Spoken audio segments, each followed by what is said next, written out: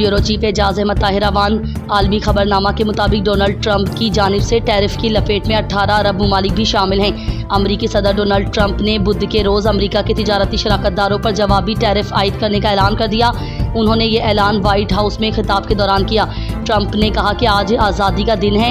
अमरीकी इंतज़ामिया का कहना है कि ये इक़दाम कौमी मईशत के तहफ़्फ़ुज़ और मुकामी सनतों को गैर मुल्की मुसाबकत के मुकाबले में सपोर्ट फराहम करने के सिलसिले में किया गया है। अमरीका की जानिब से जिन ममालिक पर टैरिफ आयद किया गया है उनमें 18 अरब ममालिक भी शामिल हैं। अरब ममालिक में शाम सर फहरिस्त हैं जिस पर 41% टैरिफ आयद किया गया। उसके बाद इराक़ पर 39%, लीबिया पर 31%, अलजाज़ाइर पर 30%, तोन्स पर 28% और अर्दन पर 20% टैरिफ आयद किया गया।